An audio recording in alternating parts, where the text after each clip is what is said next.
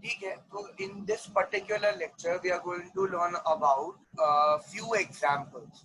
हम कुछ types of electrode पढ़ेंगे और उसका कंस्ट्रक्शन वर्किंग देखेंगे, और हम कुछ गाल्वानिक सेल देखेंगे, कुछ कंस्ट्रक्शन और वर्किंग देखेंगे। हम लोग ने गाल्वानिक सेल में एक डैनियल सेल देखा था, और हम लोग ने काफी सारे सम्स भी किए थे नर्व्स वगैरह। अभी हमें एक्चुअल एग्जांपल्स देखना है गाल्वानिक सेल का, जहाँ पे chemical energy gets converted to electrical energy. तो this lecture I will start with reference electrodes. अब ये रेफरेंस इलेक्ट्रोड क्या होते हैं या इसका रिक्वायरमेंट क्या है? सबसे पहले तो ये बता दूं कि हम दो रेफरेंस इलेक्ट्रोड पढ़ने वाले। सबसे पहला है standard hydrogen electrode, that is she, ये हमने सम्स में देखा रहेगा। और दूसरा था कैलोमर। ये एग्जांपल मैंने टाइप्स ऑफ इलेक्ट्रोड में।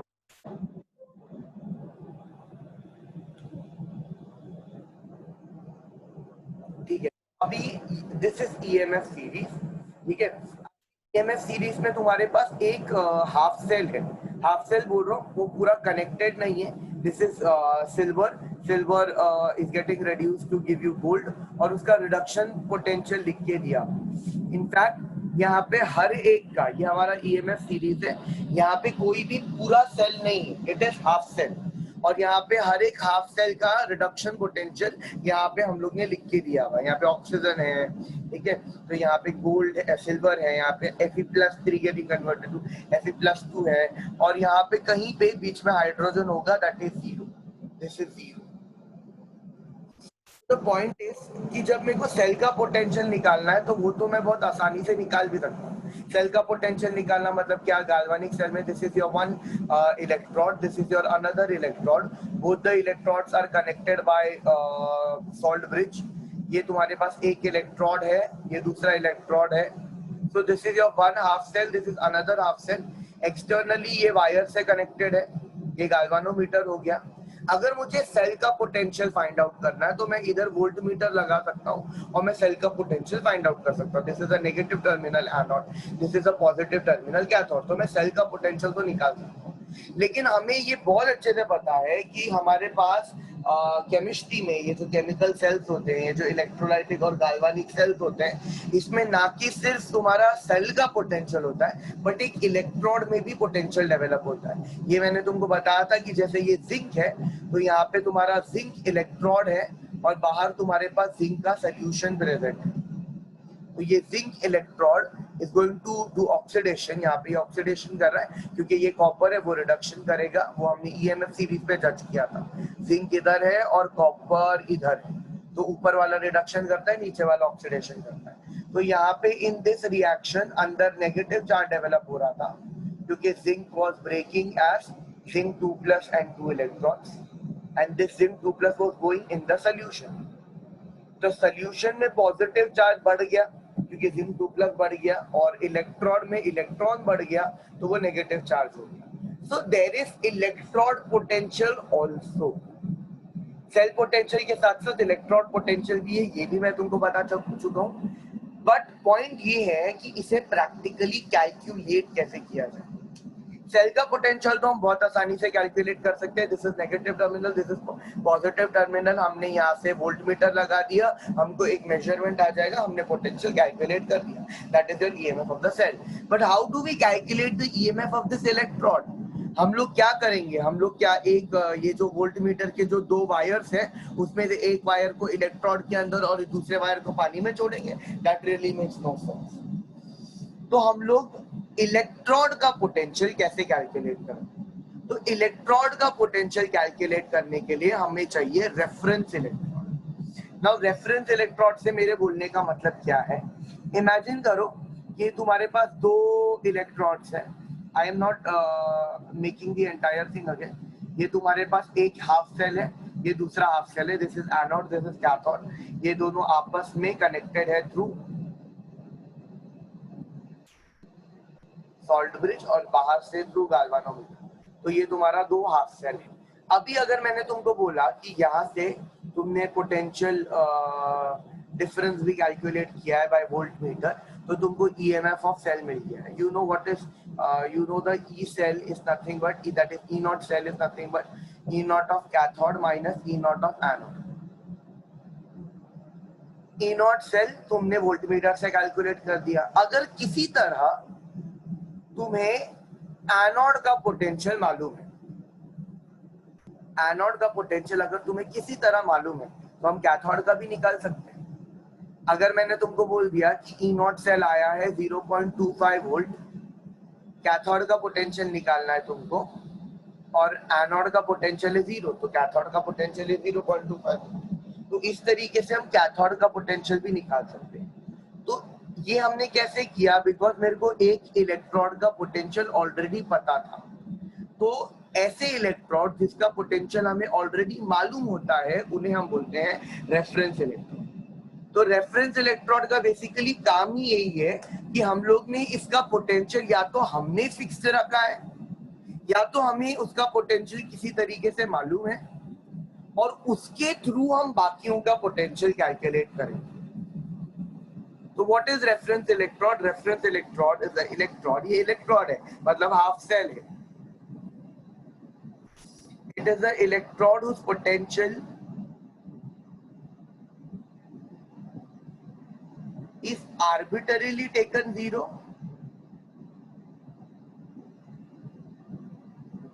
आर्बिटरीली का एक्चुअली मतलब होता है फॉल्सली, उसका एक्चुअल वैल्यू 0 नहीं है लेकिन हमने 0 ले लिया, हमने उसको 0 कंसिडर किया. आर्बिटरीली टेकन 0 और whose potential is exactly known.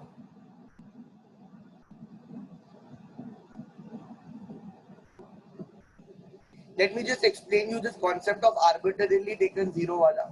हम लोग एक्चुअली हाइड्रोजन लेते हैं, स्टैंडर्ड हाइड्रोजन इलेक्ट्रोड. हमने हाइड्रोजन इलेक्ट्रोड का पोटेंशियल 0 लेके रखा. मतलब जैसे let's say for example I have 5 people और उनका वेट बढ़ रहा है, इंक्रीज हो रहा है.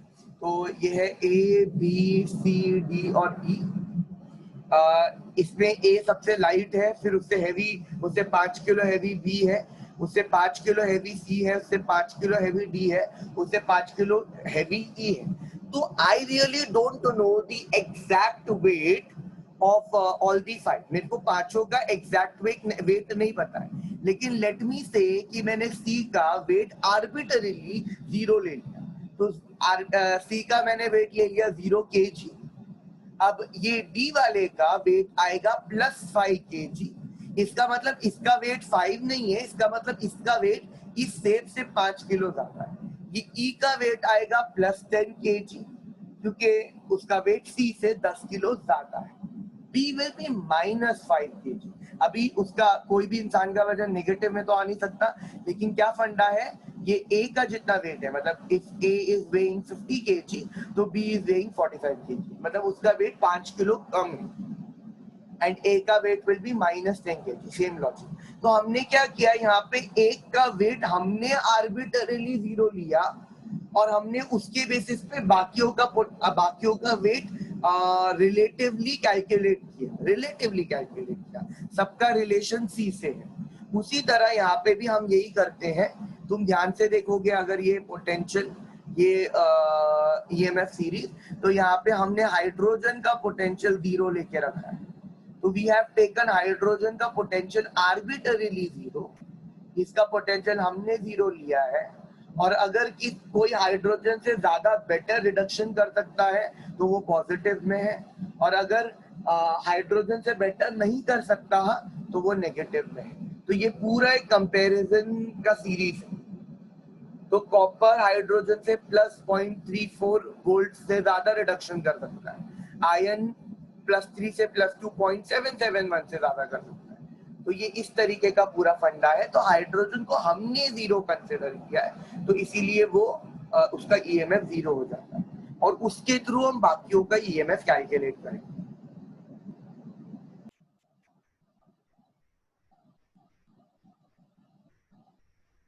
ओके. तो बेसिक्स पता करने के बाद में हम लोग एक एक करके रेफरेंस इलेक्ट्रोड देखेंगे. हमारा पहला रेफरेंस इलेक्ट्रोड है स्टैंडर्ड हाइड्रोजन इलेक्ट्रोड और हमारा दूसरा रेफरेंस इलेक्ट्रोड है कैलमल इलेक्ट्रोड. तो हम पहले स्टैंडर्ड हाइड्रोजन इलेक्ट्रोड देखेंगे और उसका वर्किंग वगैरह देखेंगे, उसमें क्या प्रॉब्लम्स है वो भी देखेंगे। तो यहाँ पे मैंने एक इमेज रखा है, this is your standard hydrogen electrode. ये डायग्रामेटिक वे में आपको बनाना पड़ेगा। सो इट्स नथिंग, तुम्हारा वही फंडा है। स्टैंडर्ड हाइड्रोजन इलेक्ट्रोड मतलब it's a category of which electrode, it's in a category of gas electrode. हमने 4 टाइप के इलेक्ट्रोड देखे थे, metal in metal ion, non metal in non metal ion which was gas, then redox electrode, और एक था metal sparingly soluble salt electrode. तो ये एक गैस इलेक्ट्रोड के कैटेगरी में आता है। ठीक है, जैसे नाम से भी पता चलता है स्टैंडर्ड हाइड्रोजन इलेक्ट्रोड। तो बेसिकली फंडा क्या है यहाँ पे, तुम्हारा हाइड्रोजन गैस जो है दैट इज बबल्ड, तुम्हारा हाइड्रोजन गैस जो है that has to be dipped in your H plus aqueous solution. But problem ये होगा कि गैस है वो, तो गैस कैसे इलेक्ट्रॉन का काम करेगा, तो इसीलिए we have an inert electron that is platinum. अब ये तो कोई भी नॉर्मल हाइड्रोजन इलेक्ट्रोड है, ठीक है। अगर इसको स्टैंडर्ड हाइड्रोजन इलेक्ट्रोड बुलाना है तो यहाँ पे जो गैस बबल होता है that has to be very pure, that has to be very dry, मतलब और कोई दूसरा गैस नहीं होना चाहिए उसमें, एंड उसका प्रेशर होना चाहिए 1 एटमॉस्फेयर, और H प्लस का जो कॉन्सेंट्रेशन है that should be 1 molar. Obviously ना इसका पोटेंशियल हम आर्बिटरीली 0 ले रहे हैं शी का, तो उसका पोटेंशियल चेंज नहीं होना, सॉरी उसका कॉन्सेंट्रेशन या प्रेशर चेंज नहीं होना चाहिए। अगर उसका कॉन्सेंट्रेशन और प्रेशर चेंज होने लग गया तो मतलब ये चेंज हो जाएगा, उसका ई नॉट चेंज हो जाएगा, और अगर इसका ई नॉट चेंज हुआ तो इसके थ्रू हम बाकी सबका जितनों का निकाल रहे सबका potential change.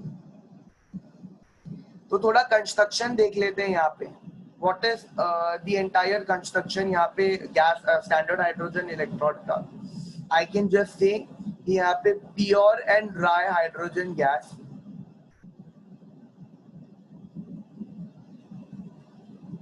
at 1 atmospheric pressure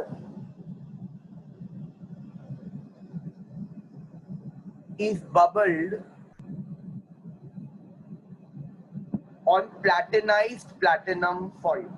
तो ये जो तुम्हारे पास प्लैटिनम का इलेक्ट्रोड है ये बेटर एब्जॉर्प्शन कर सके तो उसको हम एक बार प्लैटिनम से कोटिंग करते हैं, तो प्लैटिनम के पार्टिकल्स होते हैं तो वो बेटर कोटिंग करता है, बेटर एब्जॉर्ब करता है। तो is bubbled on platinized platinum foil या platinum electrode, is bubbled on platinum electrode या platinum foil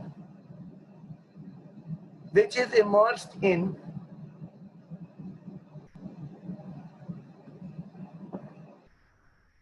1 molar H plus ion solution। तो मेरे इलेक्ट्रोड का जो 3 एस्पेक्ट है दैट इज तुम्हारा dry hydrogen gas, 1 atmospheric pressure is important here, is basically bubbled on platinum electrode, ठीक है, which is acting like an inert electrode which is immersed in H plus ion solution। तो मैंने तीनों चीजें बता दी इधर, और डायग्राम में भी कुछ खास नहीं है। ये ग्लास जैकेट है, ठीक है, ये ग्लास जैकेट से क्या होता है, जो हाइड्रोजन गैस हम पंप करते हैं वो बराबर प्लैटिनम पे ही जाता है और प्लैटिनम उसको अच्छी तरह से एब्जॉर्ब करता है, जैसे you can see over. Now reaction is not anything special, वही है जो तुमने गैस इलेक्ट्रोड में देखा था। तो अगर मैं तुमको बोलूं यहाँ पे रिएक्शन एज एनोड,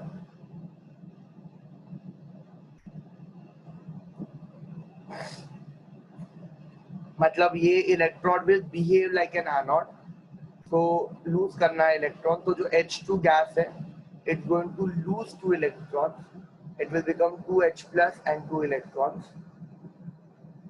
अगर वो कैथोड की तरह बिहेव करना चाहता है तो you will have reaction at cathode, reaction at cathode मतलब यू हैव 2H प्लस, जो तुम्हारा H प्लस आयन सोल्यूशन है जो अंदर जाएगा ग्लास जैकेट के, क्योंकि ये नीचे से तो खुला ही होता है वैसे, तो वहां से H प्लस जाएगा, it will gain 2 electron and it becomes H2 gas. तो ये तुम्हारा स्टैंडर्ड हाइड्रोजन इलेक्ट्रोड है। बट इस इलेक्ट्रोड के भी थोड़े डिसएडवांटेजेस हैं। डिसएडवांटेज ये है कि पहला तो इट्स वेरी बल्की, क्योंकि अगर मैं तुमको बोलूँ तुम हाइड्रोजन गैस पंप कर रहे हो तो गैसेस के जनरली सिलेंडर्स बहुत बड़े बड़े होते हैं, तो इट्स अ बल्की अपैरेटस। ऐसा तुम एक मोबिलिटी नहीं है अपैरेटस की, एक जगह से दूसरी जगह पे तो तुम नहीं लेके जा सकते, इट्स नॉट हैंडी। दूसरा सबसे बड़ा प्रॉब्लम तुमने अब तक सोच ही लिया होगा, वो ये है कि अगर ये शी एनोड की तरह बिहेव कर रहा है तो उसका H2 gas is getting converted to 2H+। मतलब ये जो 1 एटमॉस्फेरिक प्रेशर का हाइड्रोजन गैस है वो कम कम होते जाएगा और H+ आयन का कॉन्सेंट्रेशन बढ़ जाएगा, मतलब ये 1 मोलर सोल्यूशन बढ़ जाएगा, it will become more than 1 molar. Similarly ये जो तुम्हारा कैथोड है, अगर वो कैथोड की तरह बिहेव कर रहा है, एनोड की तरह नहीं, कैथोड की तरह बिहेव कर रहा है, तो H+ आयन कम कम होते जाएगा और H2 गैस बढ़ता जाएगा, तो प्रेशर ज्यादा हो जाएगा 1 एटमॉस्फेयर से और H+ कम हो जाएगा 1 molar. In either of the case ये जो E0 ऑफ शी है वो इफेक्ट हो जाएगा।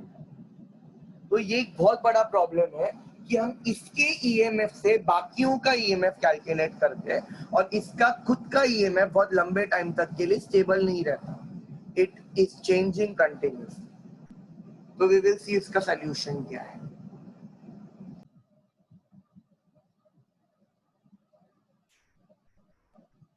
The biggest problem with she is कि उसका पोटेंशियल कभी स्टेबल नहीं रहता, उसका पोटेंशियल चेंज होता रहता है, क्योंकि प्रेशर को 1 एटमॉस्फेयर पे मेंटेन करके रखना इज डिफिकल्ट, मोलारिटी भी 1 मोलार पे मेंटेन करके रखना इज डिफिकल्ट जब वो कंटिन्यूसली रिएक्ट कर रहे हैं when it is gas, gases react very quickly.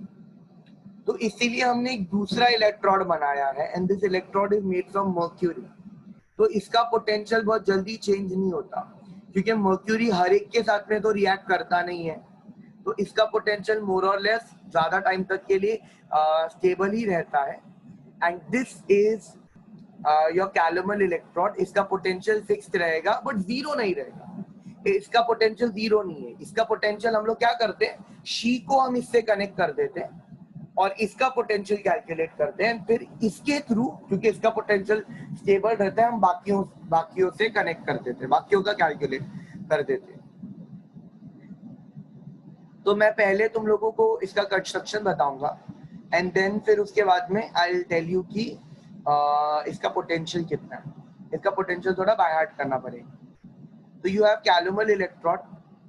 Now it is called as calomel because calomel is nothing but a paste of Hg and Hg2Cl2. So calomel is nothing but Hg and Hg2Cl2, इसलिए इसको calomel बोला जा रहा है। Now अगर standard hydrogen electrode was a gas electrode, so this is a metal sparingly soluble salt electrode. वो याद है मैंने तुम लोगों को बताया था कि you have a silver electrode, that silver electrode has to be dipped in silver का solution, but silver के solution are water insoluble। तो हम लोग ने क्या कर दिया था, Ag को उसके ही AgCl को Ag solid को AgCl solid से कोट कर दिया था, तो तुम्हारा मेटल और सॉल्ट यहाँ पे कोटेड वे में आ गया था और ये Cl- का सोर्स चाहिए था, तो वही मैंने सोल्यूशन रख दिया। तो this was your metal sparingly soluble salt electrode. इसके लिए आप टाइप्स ऑफ इलेक्ट्रोड वाला पार्ट रेफर कीजिए, वहां पे मैंने एकदम डिटेल में एक्सप्लेन किया है, इवन उस पार्ट में मैंने ये कैलोमल भी एक्सप्लेन किया है कुछ हद तक। तो क्या कर रहे हैं हम लोग यहाँ पे, तुम्हारे पास एक यहाँ पे एक बेंट ट्यूब है, बेंट ट्यूब का 2 ओपनिंग्स है। पहला जो नीचे वाला ओपनिंग है वो उसका क्या काम है मैं तुमको बताता हूँ, इट्स वेरी इंपॉर्टेंट। और ऊपर वाले ओपनिंग से हम चीजें डाल सकते हैं। यहाँ पे जो हमारा मेटल है, जो हमारा इलेक्ट्रोड है वो लिक्विड स्टेट में, mercury is a metal which is in liquid state. तो तुम्हारा एकदम लोअर लेवल इज मर्क्यूरी से बना हुआ है, दैट इज आवर मेटल। अभी क्योंकि मर्क्यूरी का भी कोई भी सोल्यूशन रहेगा तो वो वाटर इनसोल्यूबल रहता है, तो I can not take mercury का सोल्यूशन और मैं उससे नॉर्मल कोई भी एक मेटल आयन इलेक्ट्रोड बना सकता हूँ, दैट्स रियली नॉट पॉसिबल। तो मैंने क्या किया है, मैंने Hg और Hg2Cl2 का एक पेस्ट लिया है। तो the lower most level is mercury और उसके ऊपर you have Hg and Hg2Cl2। तो जो भी रिएक्शन है वो यहीं पे होगा। तो you have HgS liquid and you have Hg2Cl2 that is your calomel which is nothing but paste के form में. अभी जैसे कि metal sparingly soluble salt electrodes में होता है कि तुम्हारा मेटल तो कॉमन एंटिटी है इधर, बट ये क्लोराइड का आया, तो क्लोराइड के लिए हमने यहाँ पे ऊपर KCl भर रखा है, मतलब Cl माइनस का सोर्स. अब ये KCl, ये जो KCl है ये तीन टाइप का हो सकता है. It can be 0.1 normal, it can be 1 normal and it can be saturated. तो अगर मैंने 0.1 नॉर्मल KCl यूज किया, यहाँ पे लिख देता हूँ, अगर मैंने कैलोमल इलेक्ट्रोड बनाते वक्त 0.1 नॉर्मल KCl यूज किया तो उसको हम बोलते हैं DCE. DCE मतलब डेसी नॉर्मल कैलोमल इलेक्ट्रोड. अगर मैंने 1 नॉर्मल KCl यूज किया सोल्यूशन तो उसको हम बोलते हैं NCE, that is normal calomel electrode, 1 normal calomel electrode. और अगर मैंने सैचुरेटेड यूज किया तो उसे हम बोलते हैं SCE. SCE मतलब सैचुरेटेड कैलोमल इलेक्ट्रोड. ज्यादा करके हम सैचुरेटेड ही यूज करते हैं, सैचुरेटेड सोल्यूशन. तो ये मेरा कंस्ट्रक्शन है, nothing very great about it. ठीक है, तुम्हारे पास एक बेंट ट्यूब है, लोअर मोस्ट लेवल पे मर्क्यूरी है, उसके ऊपर वाले लेयर पे मेरा Hg2Cl2 है और उसके ऊपर वो Cl का सोर्स होना चाहिए, तो हमने KCl डाल रखा है. अभी क्योंकि वायर से कनेक्ट करना जरूरी है और ये सारे जो भी मेटल है इसमें लिक्विड स्टेट में, तो यहाँ पे मैंने बाहर से वापस एक इनर्ट इलेक्ट्रोड डाल रखा है विच इज प्लैटिनम इलेक्ट्रोड, जो कैलोमल जो मर्क्यूरी तक डिप हुआ है. तो जो भी रिएक्शन होगा, जो भी इलेक्ट्रॉन होगा वो यहाँ से ये इलेक्ट्रोड के थ्रू, ये वायर्स के थ्रू बाहर चला जाए. तो रिएक्शन देख लेते हैं. Reaction is also pretty simple. Hg over here is in 0 oxidation state. Hg2Cl2 is in +1 oxidation state. Dimerized state में, लेकिन वो +2 +1 oxidation state. तो अभी हम लोग देख लेते हैं कि अगर ये एनोड की तरह बिहेव करेगा तो कैसे बिहेव करेगा. Reaction as anode. एनोड मतलब लूज करना. तो अगर मैं सिंपल लैंग्वेज में बोलूं तो Hg 0 है, Hg +1 है. तो सिंपल लैंग्वेज में बोलूं तो तुम्हारा ये रिएक्शन होना चाहिए, that is Hg should get converted to Hg +1 electron, ऐसे कन्वर्ट हो जाना चाहिए. बट ये कोई नॉर्मल रिएक्शन नहीं है. Hg+ जैसा तो कुछ होता ही नहीं है, क्योंकि अगर ये वाटर में सोल्यूबल होता तो मैं Hg+ लिख सकता था, बट ऐसा तो कुछ है ही नहीं है, सोल्यूशन है ही नहीं. तो ये कंपाउंड बन जाता है, एक प्रेसिपिटेट बन जाता है, एंड प्रेसिपिटेट ऑफ Hg2Cl2. तो वो भी बताना पड़ेगा. तो वो कैसे बताएंगे हम लोग. यहाँ पे मैंने Hg ले लिया है लिक्विड स्टेट में, Hg2Cl2 बनेगा तो 2 Hg ले लिया, तो ये टूट के मेरे को दे देगा 2Hg + 2 इलेक्ट्रॉन. KCl से मेरे पास 2 Cl- होगा, तो इससे और इससे 2 Cl- हुआ. So this will break as 2Hg + 2 electron, and that 2Hg will react with this, giving you precipitate of Hg2Cl2. तो इसका पेस्ट होगा, ये पेस्ट फॉर्म में आ जाएगा. हम जो भी चीज ये आयन फॉर्म में लिखते हैं, मतलब वो वाटर सोल्यूबल है, वो डिसॉल्व हो गया है. लेकिन ये डिसॉल्व नहीं होता, ये प्रेसिपिटेट होता है. इसीलिए यहाँ पे ये मेटल स्पेरिंगली सोल्यूबल इलेक्ट्रोड में इस तरह से लिखना जरूरी है. वहां पे भी हमने ऐसा ही किया था जब हमने AgCl और Cl- का सोल्यूशन लिया था. तो we could have very easily written Ag giving you Ag+ an electron, but this Ag+ was not dissolved. So as it was not soluble, not dissolved, तो हम लोग कैसे लिखते हैं Ag + Cl- giving you AgCl + electron. तो तुम्हें पता है कि ये प्रेसिपिटेटेड है, सॉलिड फॉर्म में वो आ चुका है. यहाँ पे भी वही समझ में. अच्छा, अगर ये कैथोड की तरह बिहेव करे तो ऑपोजिट हो जाएगा. तो तुम दो तरीके से इसको याद रख सकते हो. पहला तो तुमको ये याद रखना है कि एनोड का एग्जैक्टली ऑपोजिट हो जाएगा, या फिर तुम दूसरा कर भी सकते हो. करना मतलब क्या हुआ, यहाँ पे क्या है, Hg+ will gain an electron and become Hg. तो Hg+ मतलब you have Hg2Cl2, तो 2 Hg है तो it is going to gain 2 electrons. So this gains 2 electrons. 2Hg plus and 2Cl minus. 2Hg plus gains 2 electrons, becomes 2Hg liquid, and that 2Cl minus goes in the KCl solution. So this becomes aqueous again. Only Cl minus is aqueous. तो ये नहीं लिखना है क्योंकि ये गलत हो जाएगा, और ये भी नहीं लिखना है.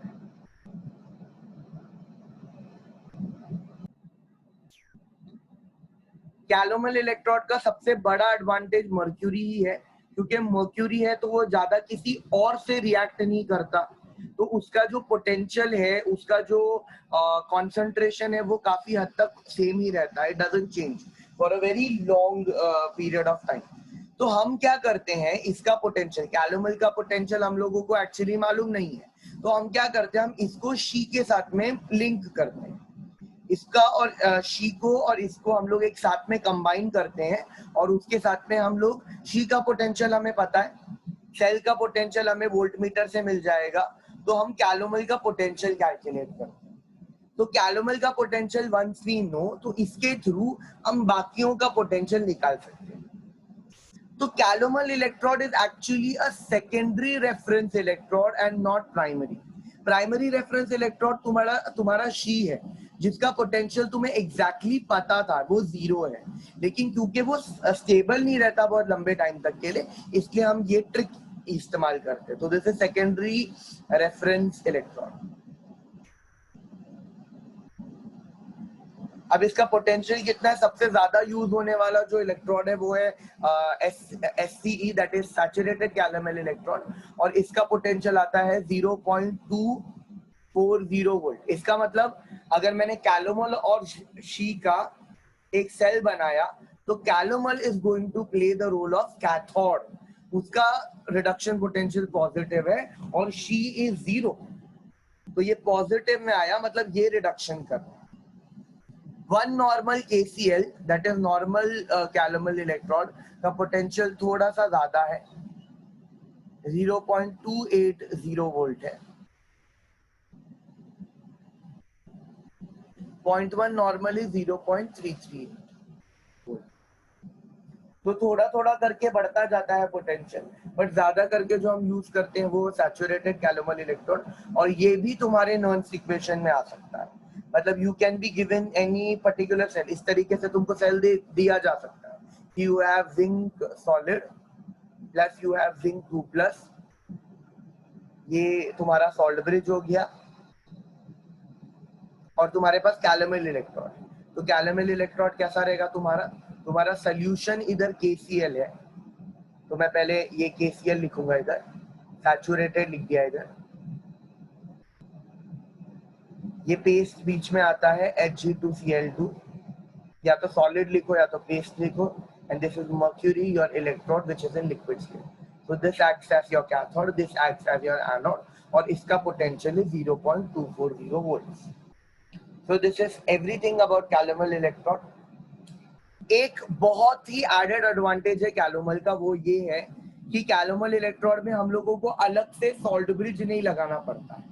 ये जो दूसरा ट्यूब देख रहे हो तुम, ये बेंट ट्यूब है, ये बेंट ट्यूब ही बहुत हद तक तुम्हारा इसका काम करता है, सॉल्ट ब्रिज का काम करता है.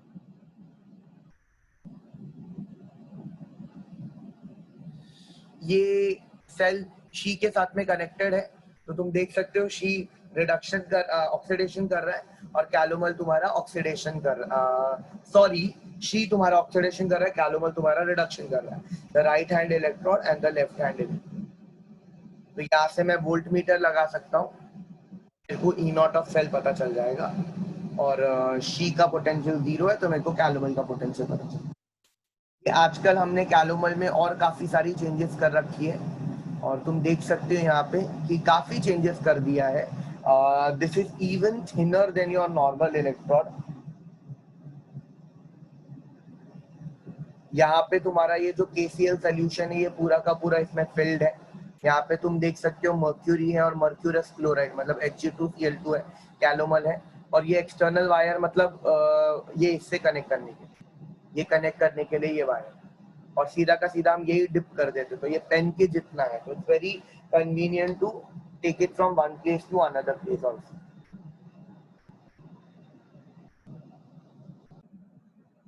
Okay, so in this particular topic, we are going to see the lowering of vapor pressure for volatile solute. हमने जब राउल्स लॉ डिराइव किया था, तो राउल्स लॉ डिराइव करते वक्त हमने बोला था हमारे पास दो कंपोनेंट है A1 और A2, जिसमें हमने बोला था A1 is solvent and A2 is solute, non volatile solute, मतलब उसके वेपर्स नहीं निकलेंगे, तो हमने उसको जीरो कंसिडर कर लिया था. लेकिन अगर दोनों चेंज हो तो हमारा वेपर प्रेशर ऑफ सोल्यूशन क्या होगा? वी वेरी वेल नो कि वेपर प्रेशर ऑफ सोल्यूशन, अगर तुम्हारे पास दो कंपोनेंट है A1 और A2, तो दोनों का जो पार्शियल वेपर प्रेशर होगा P1 प्लस P2, वो होगा तुम्हारा total solution.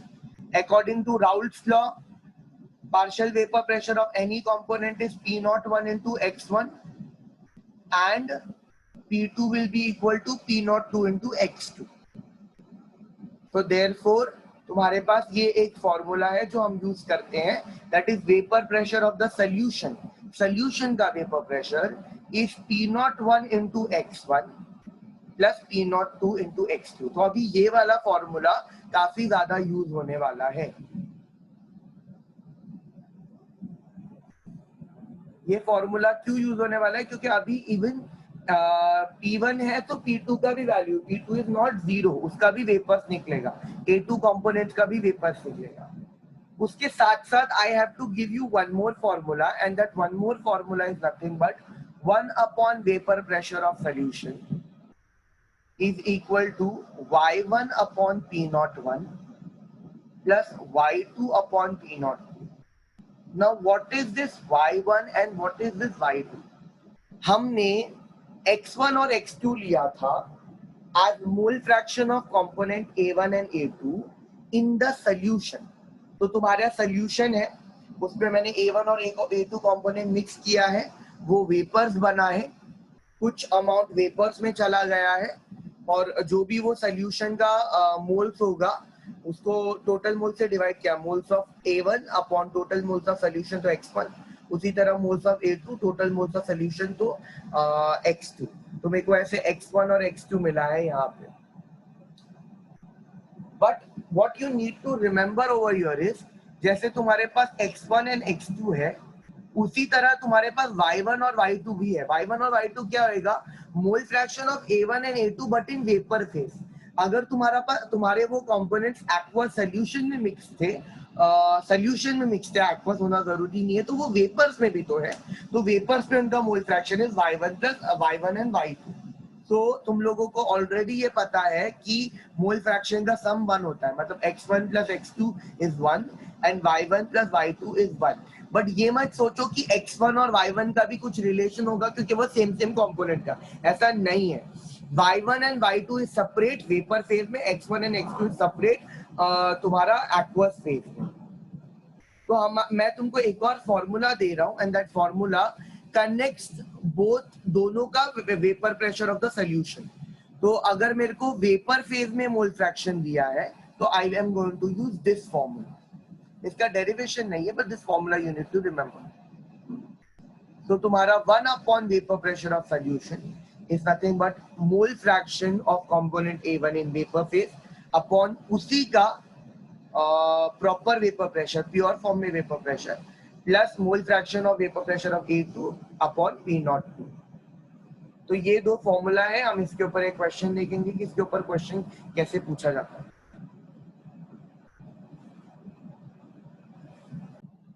Okay, so here I have given a question which says कि the vapor pressure of pure benzene and toluene. तो यहाँ पे मेरे पास जो दोनों कंपोनेंट प्रेजेंट है, बेंजीन एंड टोलुइन, दोनों के वेपर्स होते हैं, दोनों के वेपर्स होते हैं, मतलब ऐसा कोई नॉन वोलेटाइल सल्यूट टाइप नहीं है. तो यहाँ पे हमारा सल्यूट भी वोलेटाइल ही है. तो you have benzene and toluene. तो vapour phase in pure form, pure benzene मतलब सिर्फ बेंजीन होगा, तो P0B लिख देता हूँ बेंजीन को. तो ये है 160 टॉर्क, और टोलुइन को लिख देता हूँ P0 ऑफ T, तो ये है 60 torque. Calculate the mole fraction of toluene in vapour phase. तो मेरे को मोल फ्रैक्शन तो कैलकुलेट करना ही है, और टोलुइन का मोल फ्रैक्शन कैलकुलेट करना है, और वेपर फेज में कैलकुलेट करना है. तो मुझे YT कैलकुलेट करना है, Y of T.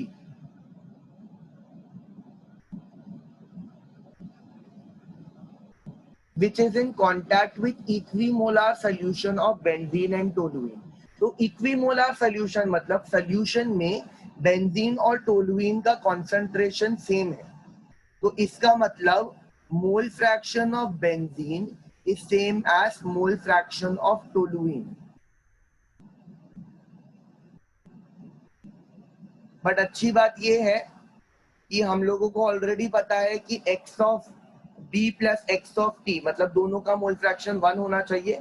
देयरफॉर इसका वैल्यू भी हमें पता है, दिस इज 0.5.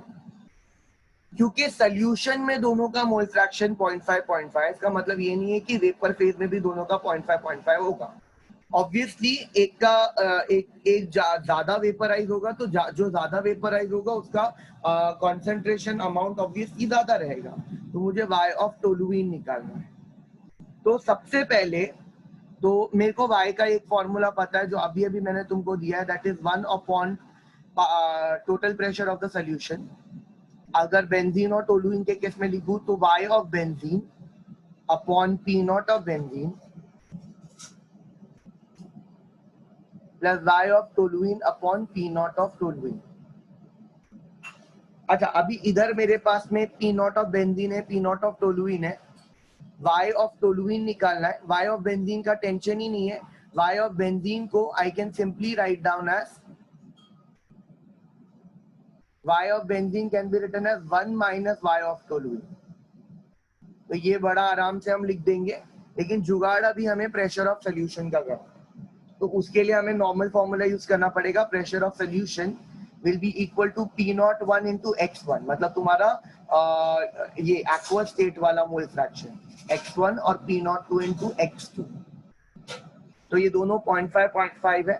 तो ये बेंजीन है और ये टोलुइन है. तो ये भी बेंजीन, ये भी टोलुइन, ये भी टोलुइन.